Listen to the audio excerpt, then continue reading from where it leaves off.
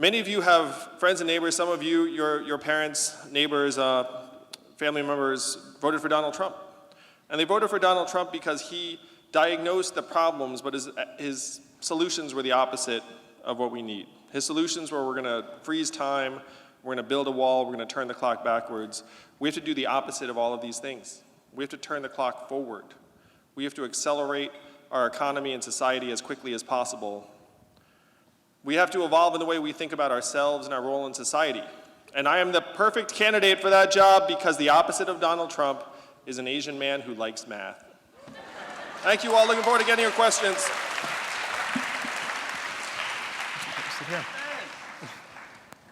We're going to start off with the same question that every other candidate has had today. What did they say? We'll see in a little bit. When registering to attend this event, almost 57% of students reported that they'd be eligible to vote in the 2020 election, yet only 44% said that they plan to. If you win the Democratic nomination, what will you do to engage America's youth and increase youth voter participation? I get it. I'm running for president in part because I believe we have left the next generation, you all, a total disaster. And one of the rational responses to the fact that we're leaving you a disaster is to say, there's nothing I can do about it, I'm gonna check out. Because the fact is, if you engage in our politics, it can be really depressing. It feels like people aren't talking to you, and you despair that your time and energy is not going to actually bear any improvement on your life, your way of life. And it's not just that chunk of young people that are deciding to disengage. 25% of Americans say they are politically disengaged because they don't believe that we can actually solve these problems. I understand completely. The reason why I'm here in Iowa, along with the other parade of candidates, is because this is one of the only places where what I just said is patently false. Like, you all can actually make a big, big difference. If I was in any other state in the country, I'd be lying to you if I said that your vote could make a big difference, but here, it can. You only need about 40,000 Iowans to change the future of this country. How many Iowans are there here in this room today, right now? Like maybe 300? Like something along those lines? I did the math. Do you know how many Californians each Iowan is worth? 1,000. So there are 300,000 Californians in this room. That's like 7 football stadiums. That is the magic of this state. This is the only place where democracy actually works. And so if you are in this room, you should really caucus. Because if you caucus, it's like 1,000 other Americans caucusing. You can change the future of this country very quickly, and we need to do it for your sake. We have left you a total mess, and we have to clean it up. But we cannot clean it up without your help.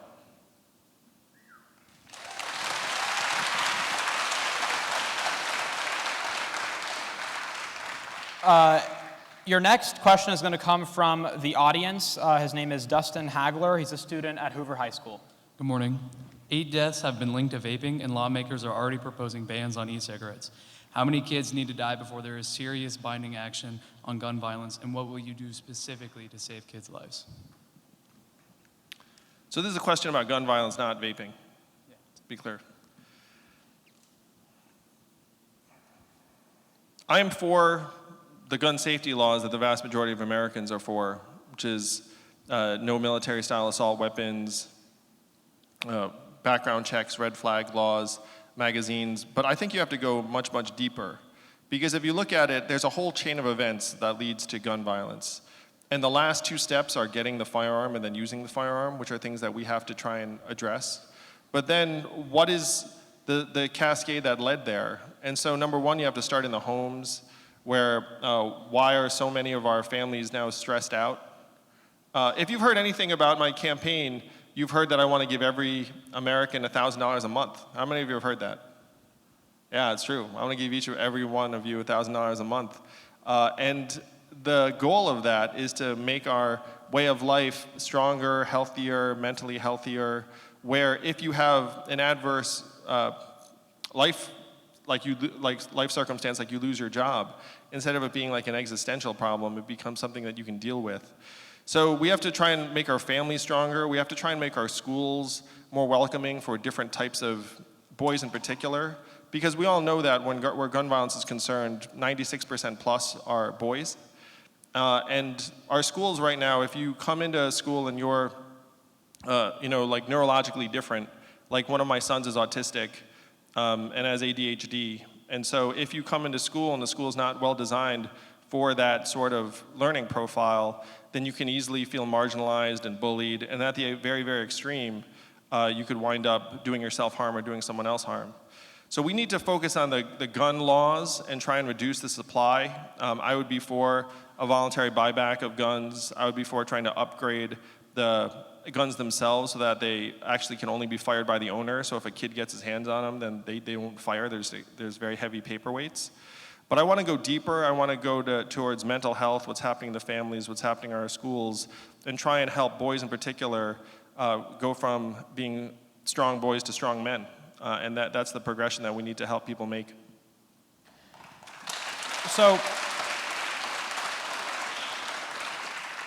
a few months ago, you were at another forum where you were asked a question about accidental shootings and you became emotional. Senator Sanders was here just now, and we asked him about whether or not he would vote in the future to hold gun manufacturers liable for accidental shootings. Is that something that you would support?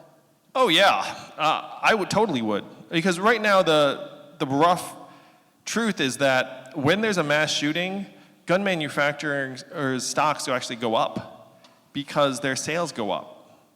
Because gun owners are concerned that regulation is going to come, so they all run out and buy guns. So you're not going to believe this, but mass shootings are actually good for business for gun manufacturers. And so their incentives to try and curb those shootings are very, very low. So the goal is to try and, how many of you, I know some high schools now have economics. How many of you have studied economics, or some of you are college kids and the rest of it? Do you know what an externality is? So an externality is a cost that is happening, but it's happening outside of the company itself. And so that's what these gun deaths are to the gun companies. Like, I sell you the gun, and then if you shoot someone with it, then no skin off my back. So if you say to the gun manufacturers, hey, if your product gets used to kill an American, we're gonna fine you, then all of a sudden that's called internalizing the externality. And then their incentives actually become much more aligned and appropriate. So I would be all for fining gun manufacturers if they are helping make us unsafe and leading to the shooting deaths of Americans in a way that we could prevent.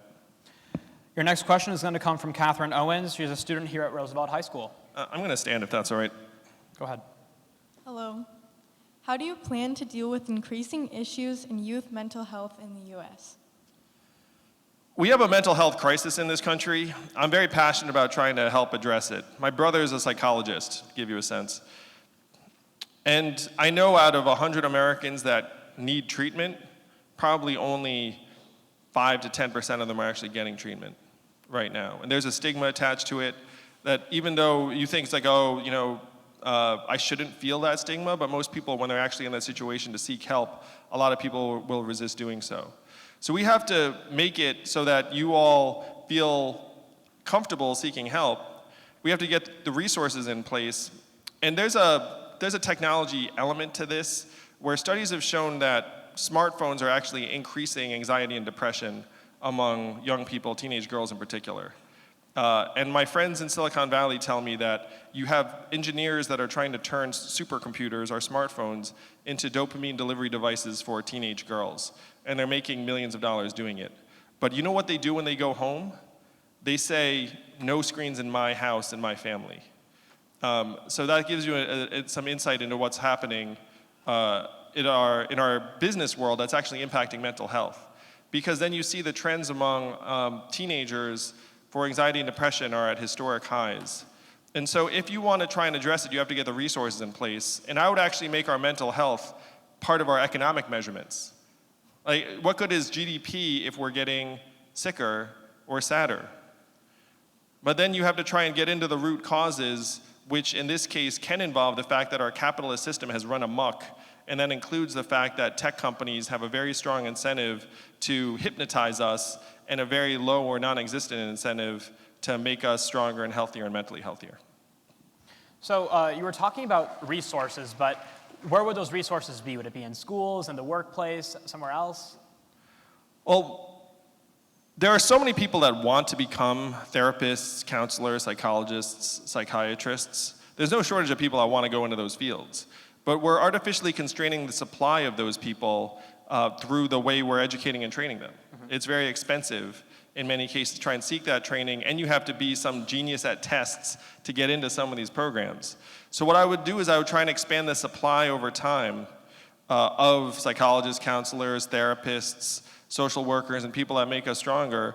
And I would reduce the cost of, I have many friends who are social workers, and I'll tell you, like, it's expensive to become a social worker, and then when you become a social worker, you don't get paid that much.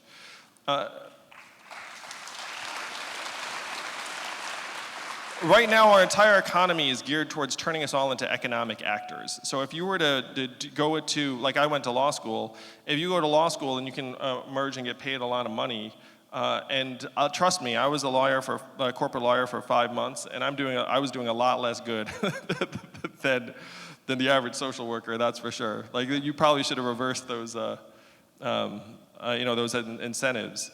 So that's the direction we have to move in. We have to actually try measuring our economic progress through our own health and wellness, and then invest massive levels of resources towards helping people who can help others get stronger.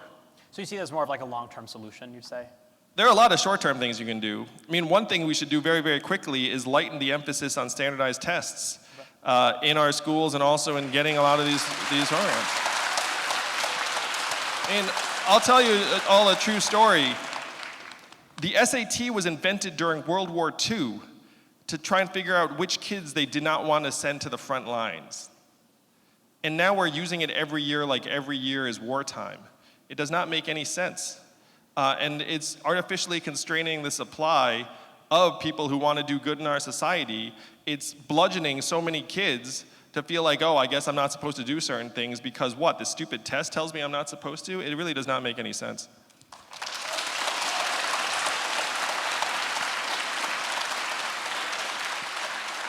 I'd like to bring in Sam Crone. He's a student at Iowa State University in Ames. Good morning, Mr. Yang, and thank you for being here today. I am a student pursuing a career in environmental science. If climate change continues at its current rate, there might not be much of an environment left for me to work on. How will you protect our environment to ensure that I have a reliable job when I graduate college? For better or for worse, you're definitely going to have a job. I can guarantee you that. Because there's so much work to be done in this direction. The last 4 years have been the 4 warmest years in recorded history, and July was the warmest month ever. So climate change at this point is accelerating, and we have to try and get in front of it. We have to also be realistic. So I proposed a 5-part plan to try and move us in the right direction. Number 1 is move us towards renewable sources of energy, wind and solar. Number 2, and that includes a carbon fee and tax and dividend. That's another externality. For those of you who had your hand up before, pollution is an externality. I pollute, doesn't cost me anything, it costs all the rest of us. So again, you bring it back to the company and say, hey, you polluted, like you should pay. And then guess what? They'll pollute less. That's just the way companies operate. So you have a carbon fee and dividend, but then you have to go to the rest of the world. The rest of the world's 85% of emissions. And right now, in Africa, they are burning coal. They're burning coal because it's cheap and it's dirty. So if we want them to move off of coal, then we have to go to those societies and say, we have a better form of energy for you and it's cheaper. We're going to have to subsidize it. We're going to have to invest in it. They're just going to do whatever the lowest cost option is. The third thing I would do is invest billions of dollars in making our communities more resilient before the fact. You all saw the floods last summer here in the Midwest, so this is not a coastal phenomenon alone. And it's much more expensive to rebuild after the fact than to try and make our communities safer and more resilient from the get-go. You can actually save a lot of money if you invest ahead of time. That's not the way America operates today. America just reacts. Like, after you destroy my town, then I guess we'll rebuild. We have to make the town safer in the beginning. We have to try and move our people to higher ground, both literally and figuratively. So this would be, and for anyone, this is very dramatic, but we actually already moved people in Louisiana whose town was going underwater to another part of the country. So this is already going on. If you had $1,000 a month, it would also help make everyone safer from climate change, because then if there is a disaster, you have a car to get into, you have some place to go. And I would have a constitutional amendment saying that it's a responsibility of the United States to safeguard our environment for the future. So we have a lot of work to do, but I guarantee you're gonna have a job in this field, man, because like the work is just gonna grow and grow. There's a proverb that the best time to plant a tree is 20 years ago. The second best time is now. That's what it is with climate change. We should have done it 20 years ago, but as president, I'm gonna do it right now.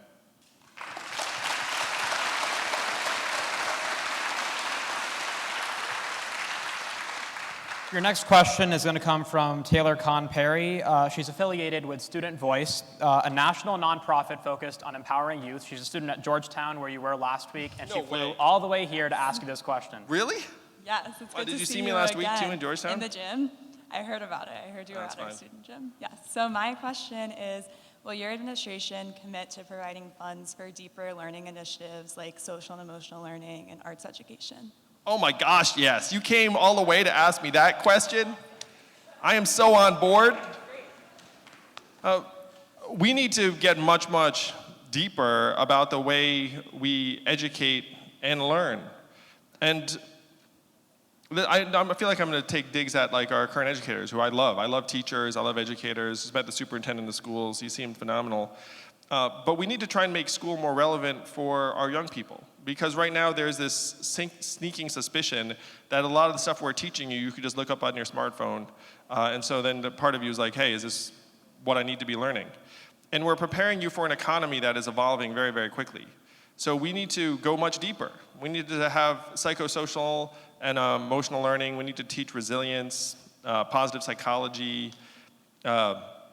Meditation works very, very well for a lot of people.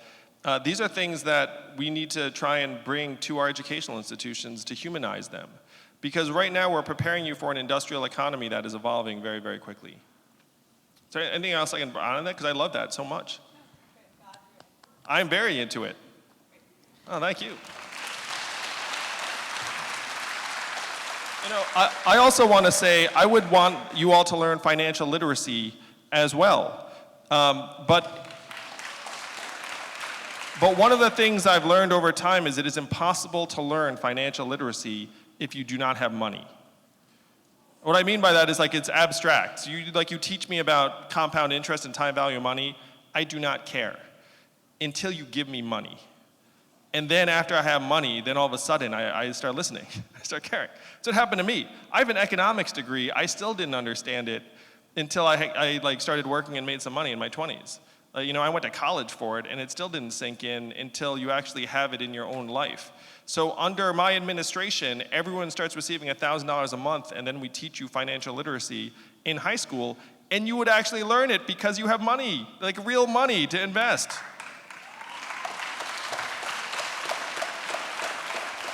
It would also be a $12,000 a year raise immediately for teachers who deserve that and more.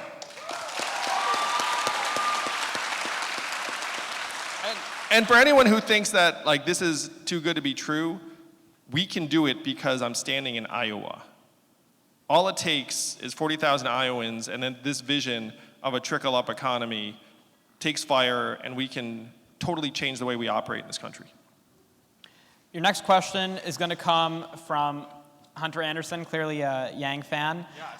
He's a student here at Roosevelt High School. Hunter? That's so fun, Hunter.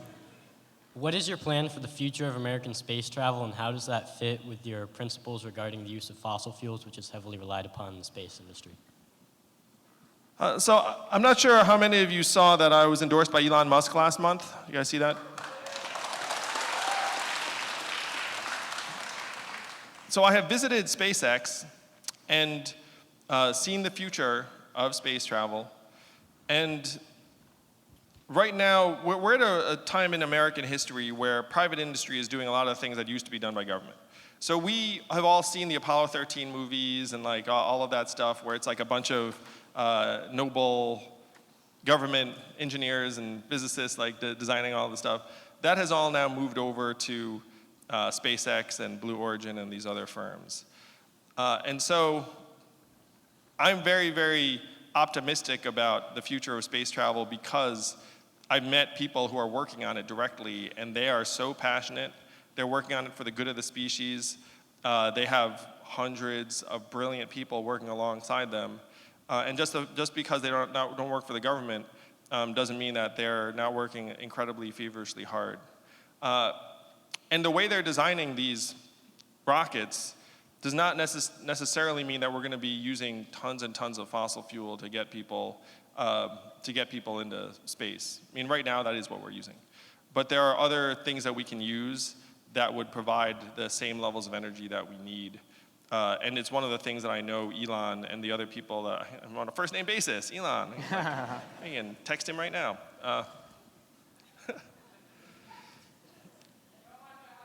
Yeah, seriously.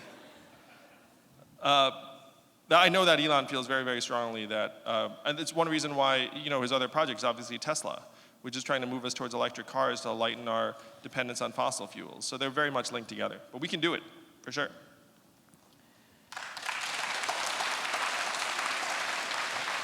What's a SpaceX story I can tell? I'm sorry? I'm trying to think of a fun SpaceX story I can tell. I don't We have know. time at the end. It's like something's confidential. Your next question will come from Runal Patel, a student at Drake University here in Des Moines. Mr. Yang, next summer we will celebrate the 30th anniversary of the passage of the Americans with Disabilities Act, which was sponsored by Iowa's very own former Senator Tom Harkin. If elected president, what will you do to help students with disabilities gain equitable access in both school and the workplace? Thank you for the question. To me, it's imperative that we provide for people who are differently abled. And again, I have a son who's on the autism spectrum, who in some classifications would be considered disabled. And the law in the books is not enough. I mean, a lot of what happens with politicians, and this is one reason why a lot of you have checked out on politics, is that you have this instinct that you change the rule, and then that does not actually necessarily change the lived reality of the people it's meant to. So the ADA, the Americans with Disabilities Act, is an example. Rules on the books, but then you go to places, and there are all these places that are not accessible, that theoretically should be accessible. And the reason for that is that those establishments or institutions don't want to spend the money to make themselves more accessible. And that if you have a situation where you have scarce resources, you say, you know what, I'm just gonna let that one ride, and then if someone brings an action against me, I'll pay the fine or figure it out then, or do, that's just the system we're in. So a lot of what we have to do is try and remove that choice from these institutions and say, look, here are the resources, and then complying with the ADA gets much, much easier. The biggest lie in American life right now is that we don't have the resources. We are the richest economy in the history of the world, $20 trillion and counting, up $5 trillion in the last 12 years. The problem is that we've put this mindset of scarcity on many of our people in our institutions where they look around and say, I don't have the resources to provide for differently abled Americans. And after we reverse that and say, look, there are plenty of resources to go around, then we'll be able to make real change on the ground and enforce some of the laws that we already have on the books.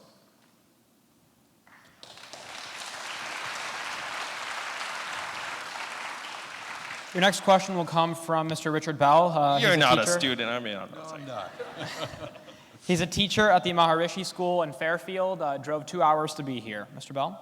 Good morning. Wow. I do teach at a school that hosts students from more than 30 countries. So I've seen firsthand the value of immigration and diversity in a school. My question for you is, how would you manage the flow of immigrants at our southern border? I'm the son of immigrants myself, and I obviously have the same experience you do, where I think immigrants are very, very positive for our country. The southern border, to me, this is another emblem of where we have rules on the books that we're not actually able to enforce in a real way. So we have asylum application procedures, but in real life, there's a shortage of asylum judges and adjudicators, there's a shortage of facilities, there's a shortage of case managers. And so then when you come across the border and you want to have an asylum hearing, you have a 12, 15-month wait.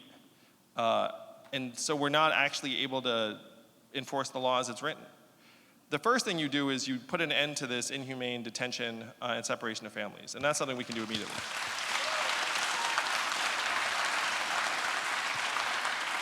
As a parent, that stuff's unconscionable. But we all kind of sense why it's happening.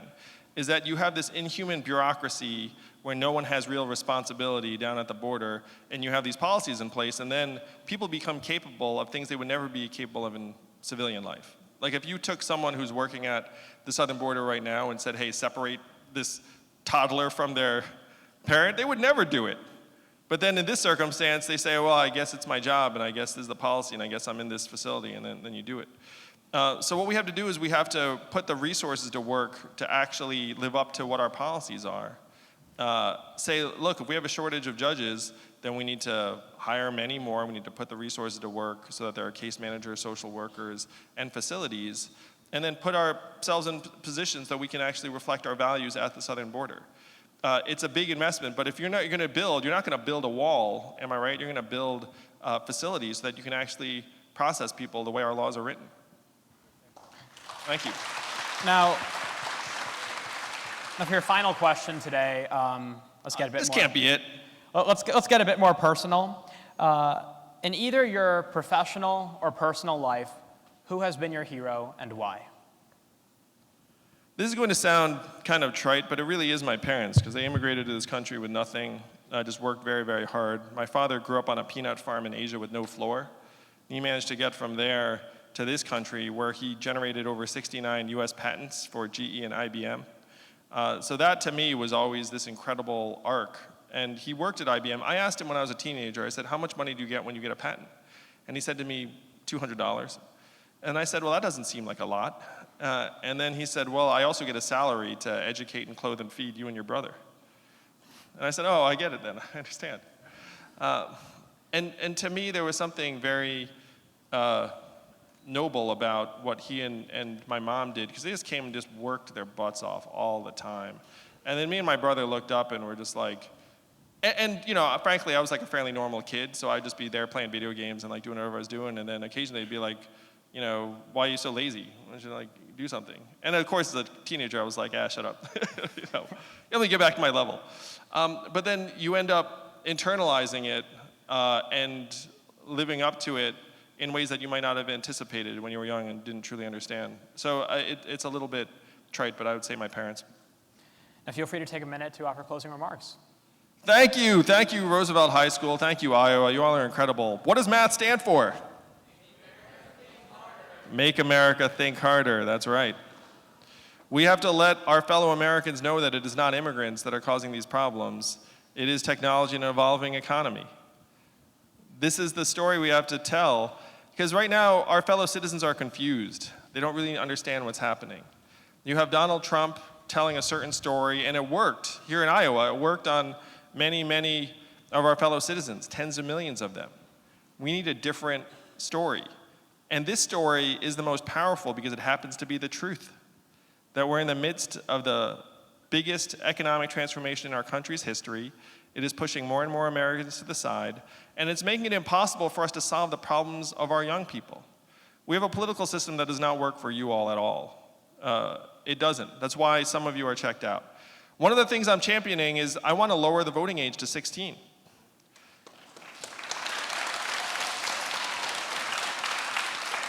And I'm going to walk you through why it makes total sense to lower the voting age to 16. Number one, the younger you are when you vote, the more likely you are to vote throughout your life. So then, if you get people voting young, then guess what? They'll vote forever. Number two, right now the electorate tends to skew older, and that ends up influencing policies that would not reflect the needs of this generation. Number three, you're going to be on this planet longer. I mean, if anyone has a stake, it should be you all, right? Not like, no offense to anyone, but like if there's like some 96-year-old at death's door, it's like, come on, you're not going to be here for very long. It's like, whereas you guys are going to be here for a long time.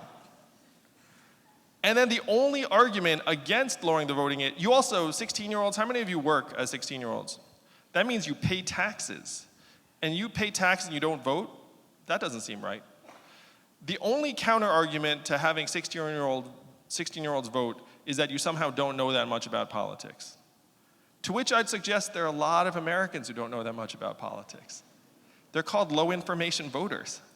That's actually the technical term for it. And it's not like we're giving people a pop quiz when they show up to the polls. You know, it's not like, hey, did you study for this vote? So if that's the standard we apply to Americans at every other age group, we should be applying the same standard to our young people. So that's what this campaign is about trying to make it work for you all. But we cannot do it without your help. And here in Iowa, you all are magic. Like everything you do is like 1,000 times more powerful than anywhere else in the country. So use that power wisely, and let's make history in 2020. Thank you very much, Roosevelt High School. Thank you.